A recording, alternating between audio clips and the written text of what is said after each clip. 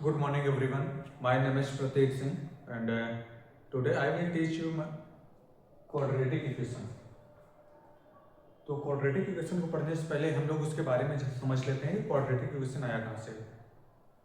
फिर उसके बाद हम इन टॉपिक पे चलेंगे। तो क्वाड्रेटिक इक्वेशन पढ़ने से पहले हम फर्स्ट नंबर पढ़ेंगे तो पॉलिनोमियल क्या है।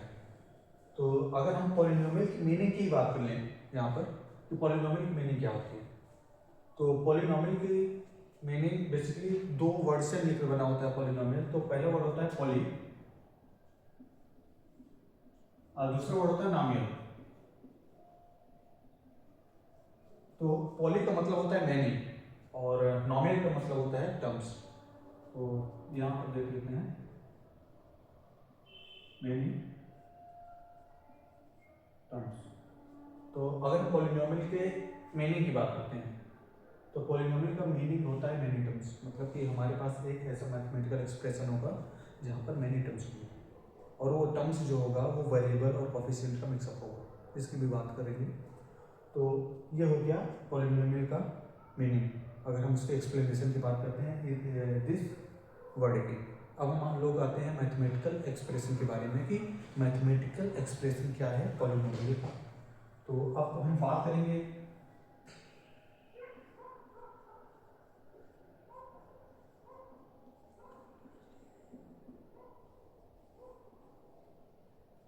तो ये हुआ मैथमेटिकल एक्सप्रेशन पॉलिनोमियल का। अगर एक पॉलिनोमियल का मैथमेटिकल एक्सप्रेशन है और ये पॉलिनोमियल है जिसके कुछ कंडीशंस होंगे, कुछ कंडीशंस की भी हम लोग बात कर लेते हैं। तो कंडीशन ये होता है कि जो हमारे पास ये कोफिशिएंट है, ये ए नॉट ए वन और ए एन, ये कोफिशिएंट है और ये ऑलवेज रियल नंबर होंगे।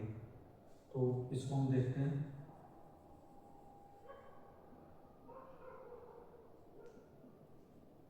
तो इसे कोफिशिएंट रियल नंबर होंगे, ये पहला कंडीशन होगा। दूसरा कंडीशन क्या होगा, जो हमारे पास वेरिएबल है, जो एक्स है, एक्स एन है, जो इसका वेरिएबल है ना, वेरिएबल का पावर ऑलवेज होल नंबर होगा। दैट मीन्स इसको हम नहीं बोल सकते कि ये रेशनल हो जाए, रेशनल हो जाए, ये नहीं, हमेशा होल नंबर होगा। तो जो एन बिलोंग करेगा ये हमेशा होल नंबर की बात करेगा। तो ये हुआ ये हुआ पॉलिनोमियल का मैथमेटिकल एक्सप्रेशन और ये हुआ उसकी कंडीशन। ये दो कंडीशन होते हैं किसी भी पॉलिनोमियल को डिसाइड करने के लिए कि ये पॉलिनोमियल है कि नहीं है। अब हम लोग आते हैं एग्जाम्पल के बारे में बात करते हैं कि एग्जाम्पल क्या है पॉलिनोमियल का। तो हम पॉलिनोमियल का एग्जाम्पल लेते हैं। अब हम लोग चेक करते हैं कि क्या ये पॉलिनोमियल है। तो पॉलिनोमियल चेक करने के लिए हमको ये दो स्टेटमेंट जो हमारे पास दो कंडीशन है इसको हम होल्ड करवाते हैं। अगर ये पॉलिनोमियल होगा तो ये होल्ड हो जाएगा।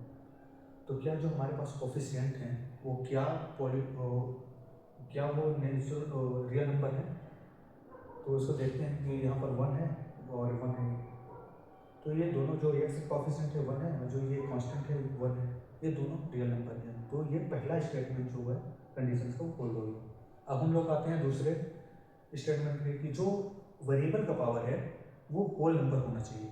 तो क्या हमारा ये जो पॉलिनोमियल जो हम एग्जांपल लिए हैं क्या ये होल्ड करता है इस कंडीशंस को। तो देखते हैं। तो एक्स की पावर वन है, एक्स की पावर वन और वन क्या है होल नंबर है, तो ये होल्ड हुआ। तो हम इसको बोल देते हैं कि ये पॉलिनोमियल है। अब हम दूसरा एग्जांपल लेते हैं और दूसरे एग्जांपल में भी समझते हैं कि क्या पॉलिनोमियल होगा। तो दूसरा एग्जांपल क्या होगा कि x square plus three x plus one.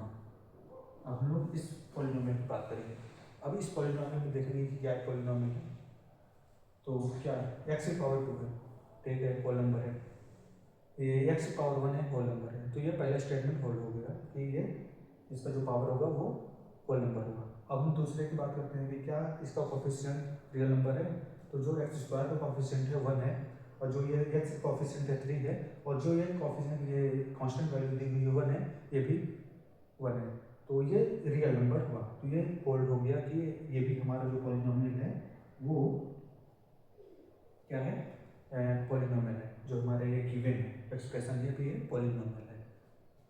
तो अब हमारे पास एक और ले लेते हैं, देखते हैं कि क्या होता है। जैसे हमारे पास x power three by two plus x plus one. अब ये हमारा जो एक्सप्रेशन है क्या ये पॉलिनोमियल है, चेक करते हैं। तो जो हमारा x की, जैसे हमारे पास कोफिशिएंट है, हम कोफिशिएंट की बात कर रहे हैं तो x पावर 3/2 का कोफिशिएंट 1 है, रियल नंबर है। x ये भी रियल नंबर का कोफिशिएंट, और जो ये हमारा कांस्टेंट है इसकी भी वैल्यू 1 है, तो ये भी एक रियल नंबर ही है। अब हम लोग ये पहला नंबर, ये जो हमारा कंडीशन है ये होल्ड हो गया। अब हम सेकंड नंबर की बात करते हैं। क्या हमारा जो वेरिएबल है उसका पावर होल नंबर होना चाहिए? क्या ये होल नंबर है? तो x की पावर 3/2 फर्स्ट नंबर हमने कैलकुलेट किया, और 3/2 क्या है? रेशनल नंबर है, ये होल नंबर नहीं है। जैसे ये होल नंबर नहीं है वैसे ही हमको ये डिस्कार्ड हो गया, मतलब कि हमारा ये कंडीशन होल्ड नहीं हुआ कि जो हमारे पास वेरिएबल होगा उसका पावर अगर होल नंबर होना चाहिए, तो होल नंबर नहीं है तो ये डिस्कार्ड हो गया। मतलब क्या हुआ कि हमारे पॉलिनोमियल नहीं है। तो अब इसके बाद हम समझ लेते हैं, ऐसे ही हम अगर हम लेकर चलते रहें, जैसे ये अगर हम लेकर चलते रहें x³ + x + 3, तो ये भी है कि ये भी एक पॉलिनोमियल होगा। तो अब हम समझ चुके हैं कि पॉलिनोमियल किस तरह के एक्सप्रेशन को हम बोलेंगे। अब हम लोग आते हैं कि पॉलिनोमियल की डिग्री की बात करेंगे कि एक्चुअली पॉलिनोमियल की डिग्री कैसे डिसाइड करेंगे।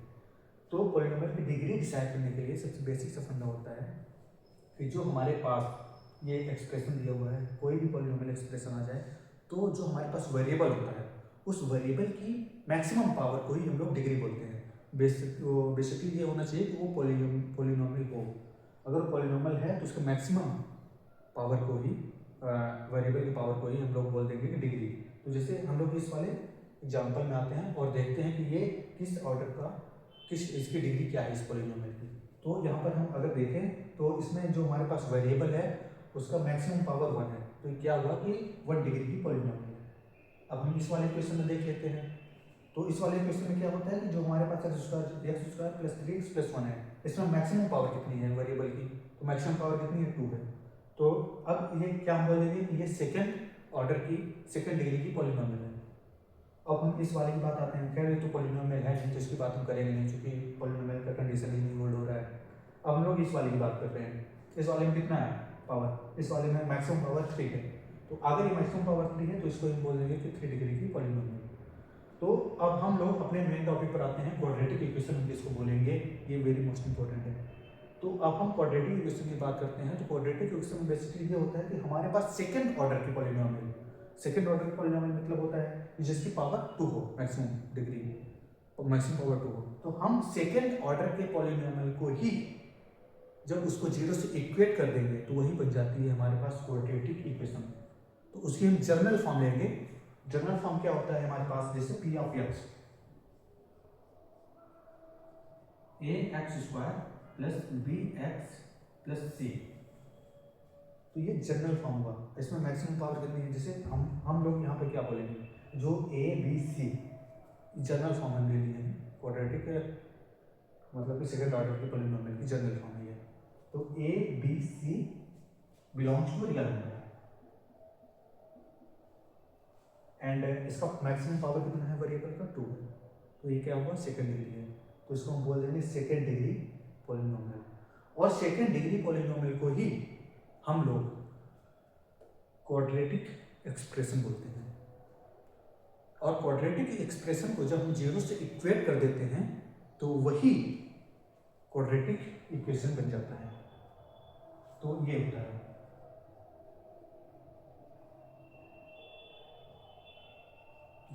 और इसमें एक और टेक्निकल वर्ड है कि इन दोनों में डिफरेंस क्या होता है। जैसे हम लोग बोल रहे हैं कि क्वाड्रेटिक एक्सप्रेशन और इक्वेशन। तो एक्सप्रेशन और इक्वेशन में बेसिकली डिफरेंस ये इतना होता है कि जैसे हम जब क्वाड्रेटिक एक्सप्रेशन की बात करेंगे तो क्वाड्रेटिक एक्सप्रेशन में हम एक्स की वैल्यूज फिक्स नहीं होती है, हम फॉर एवरी एक्स की बात करते हैं, हम ग्राफ भी ड्रॉ कर सकते हैं इसके लिए।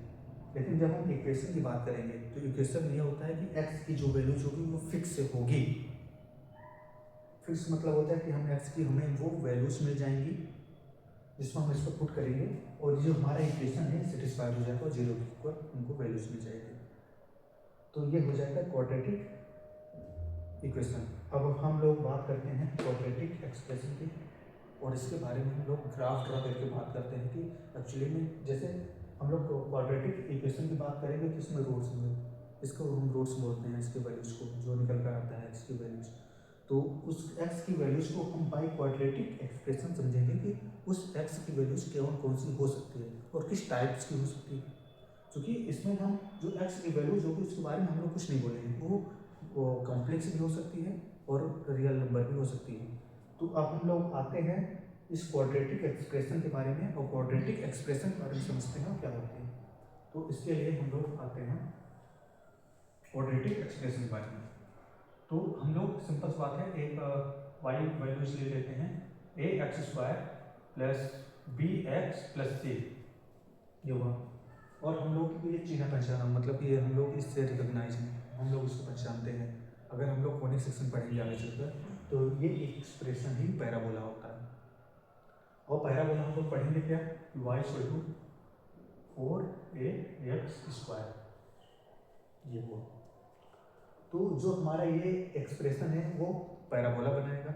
और ये जो एक्सप्रेशन है ये जनरल हम लोग 11th के कॉनिक सेक्शन में जब पैराबोला की बात करेंगे तो इसकी ही बात करेंगे कि इस टाइप का होगा।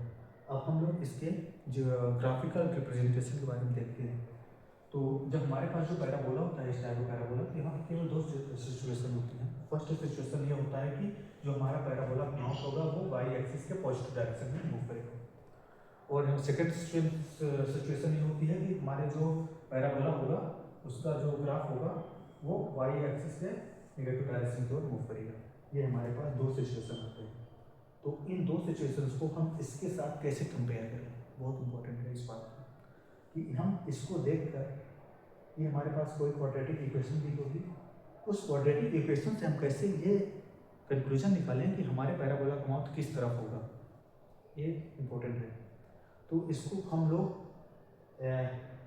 लीडिंग कोफिशिएंट के द्वारा हम लोगों को by leading coefficient I am able to know that what is the mouth of parabola, where side of the parabola. तो ये होता है बेसिकली एक्स स्क्वायर का जो कोफिशिएंट होता है उसको लीडिंग कोफिशिएंट हम लोग बोलते हैं इस पूरे एक्सप्रेशन के लिए,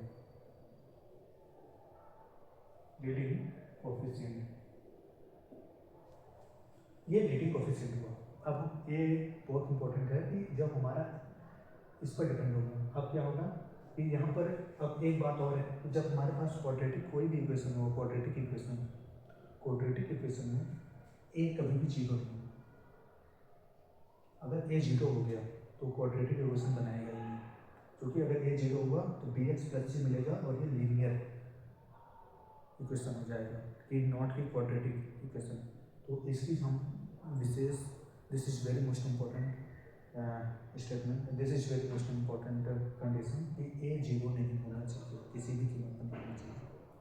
तो इसकी बात करेंगे, अगर ए जीरो नहीं हुआ तो हमारे पास केवल दो चांस है कि ए या फिर पॉजिटिव होगा या फिर ए निगेटिव होगा। हमारे पास केवल दो ही कंडीशन है, ए पॉजिटिव होगा या फिर निगेटिव होगा। अगर ए पॉजिटिव होगा तो पैराबोला का जो माउथ होगा वो बाई एक्सिस से पॉजिटिव डायरेक्शन में मूव करेगा। अगर ए नेगेटिव हुआ तो वाई एक्सिस की जो पैराबोला का माउथ होगा वाई एक्सिस के नेगेटिव डायरेक्शन की ओर मूव करेगा। ये हो मतलब ये एक फिक्स है दो चीज़। अगर हमारे पास कोई क्वाड्रेटिक इक्वेशन है और क्वाड्रेटिक इक्वेशन में अगर ए पॉजिटिव है तो जो पैराबोला का माउथ होगा वो वाई एक्सिस के पॉजिटिव डायरेक्शन में मूव करेगा, और जो अगर नेगेटिव हुआ तो वाई एक्सिस के नेगेटिव डायरेक्शन की ओर मूव करेगा। ये हुआ पैराबोला का और ग्राफिकल रिप्रेजेंटेशन। अब हम लोग देखते हैं रूट्स के बारे में क्या समझते हैं, इसको बहुत मोस्ट इंपॉर्टेंट है। तो उसके लिए हम लोगों को डिस्क्रिमिनेंट, हम लोग 9th में पढ़ चुके हैं डिस्क्रिमिनेंट बेसिकली क्या होता है कि जो हमारे पास क्वाड्रेटिक इक्वेशन होता है उसके कोफिशिएंट से रिलेटेड एक ऐसा रिलेशन होता है जिससे हम उसके बारे में जानते हैं कि रूट्स कैसा हो सकता है। तो डिस्क्रिमिनेंट क्या होता है, D equal to B square minus 4ac, ये डिस्क्रिमिनेंट है। तो अगर हमारे पास कोई भी क्वाड्रेटिक इक्वेशन होगी तो ये मोस्ट इंपॉर्टेंट होगा कि हमें ए बी सी की वैल्यूज पता होगी, और उसमें ए की वैल्यूज तो नॉन नेगेटिव होती है, मतलब नॉन नेगेटिव का जीरो होती ही है, मतलब a does not equal to zero. तो ये क्वाड्रेटिक इक्वेशन का डिस्क्रिमिनेंट है। अब डिस्क्रिमिनेंट की बात करेंगे तो बी स्क्वायर माइनस 4ac, अब हमारे पास बी स्क्वायर माइनस 4ac होगा। ठीक, अब अगर फिर हमारे पास 3 सिचुएशन आती हैं कि हमारा डी जो होगा 0 हो जाए, डी ग्रेटर देन 0 हो जाए और डी लेस देन 0 हो जाए। ये 3 कंडीशन है।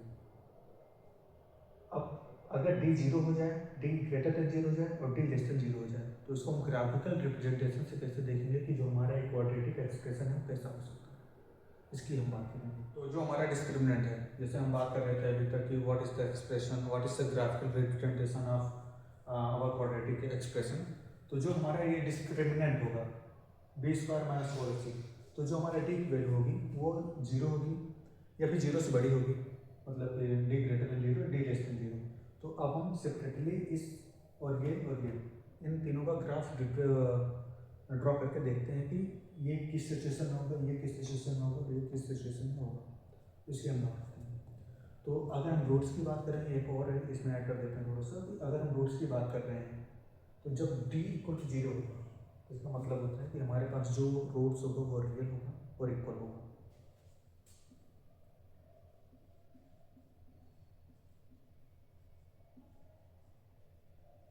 इक्वल, और जो हमारे पास t ग्रेटर देन 0 है इसका मतलब है कि रूट्स रियल होगा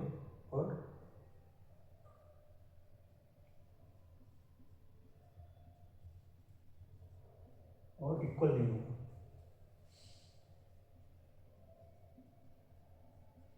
और डी लेस देन 0 मतलब कि रूट्स कॉम्प्लेक्स होगा। तो अब हम इसको इन तीनों को ग्राफ के द्वारा समझते हैं कि किस तरह का ग्राफ बनाएगा। तो जब हम डी इक्वल टू 0 लेंगे तो क्या होगा, डी इक्वल टू 0 लेने पर मुझे ये मिलता है जैसे हमारे पास से ग्राफ मैंने अभी बताया था कि जो हमारा ये होगा x square plus b x plus c, यहाँ पर दो सिचुएशन आती है। एक सिचुएशन जब होता है जब हमारा पॉजिटिव होता है मतलब कि ए ग्रेटर देन 0, और ये सिचुएशन आती है जब हमारा ए लेस देन 0 हो। तो ये बात दोनों के लिए है, कोई वो नहीं है। तो जब हमारा डी इक्वल टू 0 होगा और ए पॉजिटिव होगा, डी इक्वल टू 0 और ए पॉजिटिव, तो जो अगर हमारे पास ये होगा तो ये सेंटर से पास होकर निकल जाएगा, इस तरह का ग्राफ बनाएगा, जनरेट करेगा। इस तरह ग्राफ जनरेट करने का मतलब है कि जो हमारे पास इसका वर्टेक्स होगा वो जहाँ भी वो कट करेगा या फिर जहाँ भी टच करेगा वो इक्वल होगा, दोनों रूट्स इक्वल होंगे। इसका एक सिचुएशन और भी होता है कि जब हमारे पास, इसको इसी बता देते हैं, जब हमारे पास ए नेगेटिव हो, ए नेगेटिव होगा तो इस तरफ से ग्राफ ड्रा हो जाएगा। तो हमारे पास दो सिचुएशन आती है, हर एक D less than 0, D greater than 0, हर एक के लिए दो दो सिचुएशन आएंगी, बिकॉज हमारा ए की वैल्यू भी इस पर इफेक्ट करेगा।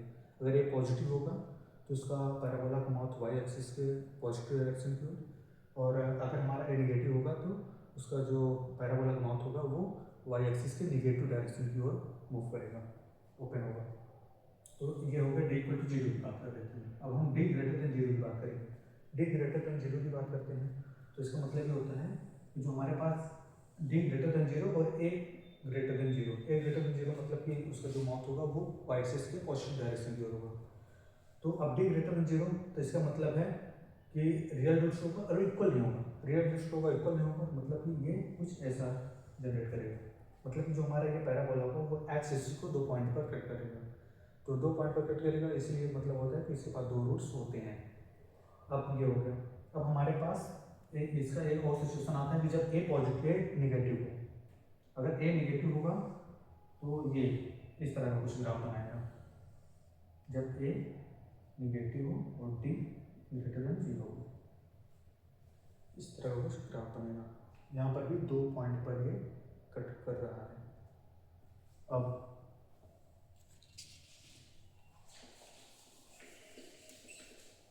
हम लोग बात करेंगे डी लेस देन 0 की बात करेंगे, और यहाँ पर भी ग्रेटर देन 0 की बात करेंगे। यहाँ पर भी दो सिचुएशन होंगी। तो फर्स्ट सिचुएशन होगी कि जब हमारे पास डी लेस देन 0 हो। डी लेस देन 0 का मतलब होता है कि ये अगर इसका कॉम्प्लेक्स रूट्स है तो ये एक्स एक्सिस को कभी कट ही नहीं करेगा। अगर एक्स एक्सिस को कट नहीं करेगा तो कहाँ पर हो सकता है, ग्राफ ऐसे हो सकता है।